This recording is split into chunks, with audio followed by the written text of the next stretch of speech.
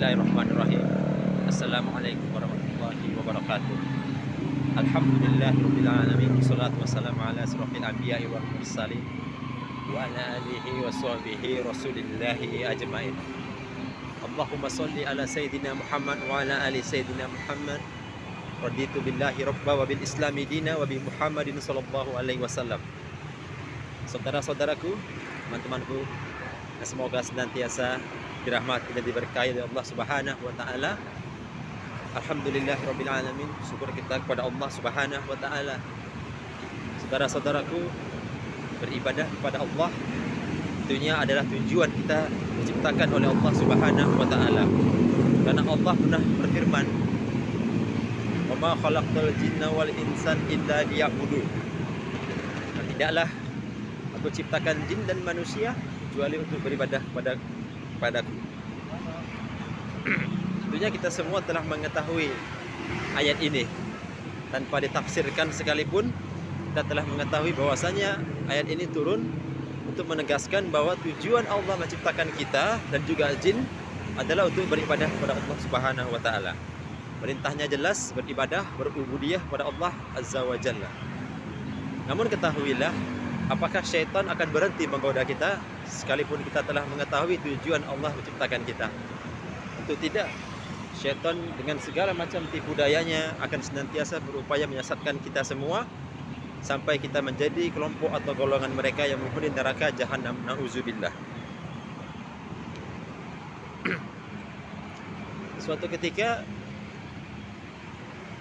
seorang sahabat Nabi datang kepada istri Rasulullah SAW untuk menanyakan bagaimana kaifiat atau tata cara ibadah Rasulullah SAW.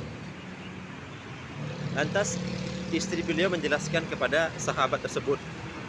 Lalu sahabat tersebut setelah mendengar penjelasan dari istri Rasulullah, maka dia berkata, "Sungguh aku tidak akan tidur di malam hari dan akan beribadah terus-menerus."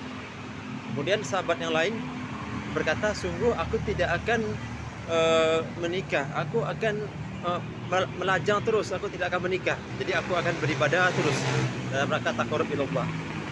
Nah, lalu sampailah peristiwa ini kepada Rasulullah. Rasulullah memanggil sahabat tersebut. Nah, kemudian setelah sahabat tersebut datang di hadapan Rasulullah, maka Rasulullah berkata, "Siapa di antara kalian yang mengatakan demikian dan demikian?" Maka sahabat tadi berkata, "Saya Rasulullah." Maka Rasulullah bersabda, "Sesungguhnya aku adalah orang yang paling takut kepada Allah, aku adalah orang yang paling takwa kepada Allah. Namun aku beribadah dan aku menikah, dan aku sholat lalu aku tidur." Artinya Rasulullah tidak tidur sepanjang malam. Beliau bangun dan juga tidur. Nah, atas maksud hadis ini apa? Bahwasanya Rasulullah mengajarkan keseimbangan. Bahwasanya dalam beribadah kita senantiasa harus waspada. Bahwasanya tidak boleh beribadah berlebihan, karena itu menjadi pintu masuk syaitan. Syaitan terkadang menjebak seorang hamba yang rajin ibadah, kemudian hamba tersebut dibikin seolah-olah berlebihan beribadah, sampai-sampai tidak berbuka puasa terus, lalu tidak tidur malam, ibadah terus, ya, lalu tidak menikah, melajang terus demi beribadah yang full agar tidak terganggu dengan syahwatnya. Nah, ini adalah salah satu pintu di mana syaitan itu masuk ke sana, seolah-olah tampak baik, padahal itu tidak baik, itu bukan bagian dari agama. Kata Rasulullah, barang siapa yang berlaku berlebihan, maka itu bukan bagian dari kami, bagian dari umatku, kata Rasulullah. Nah, oleh karenanya kesimpulannya adalah beribadah kepada Allah itu harus dengan ilmu. Ya, sebagaimana ilmu yang telah diajarkan oleh Rasulullah SAW dalam hadis ini, bahwasanya beribadahlah, sesungguhnya kamu tidak akan bosan sampai Allah bosan. Artinya apa? Beribadahlah, bersikap pertengahan, bersikap tawazun, pertengahan, tidak berlebihan, ifrat, ifrat itu artinya berlebihan, kemudian tidak juga tafrid atau meremehkan. Ah, saya malas sholat sunnah, kan udah ada yang wajib. Itu artinya meremehkan. Ifrat itu pintu masuk setan yang kedua. Yang pertama tadi berlebihan, tafrid. Yang kedua meremehkan amal ibadah, ifrat. Nah, jadi setan itu dia melihat potensi kita. Apakah kita termasuk potensi orang yang melemahkan atau meremehkan amal ibadah, maka setan masuk dari jalur ifrat.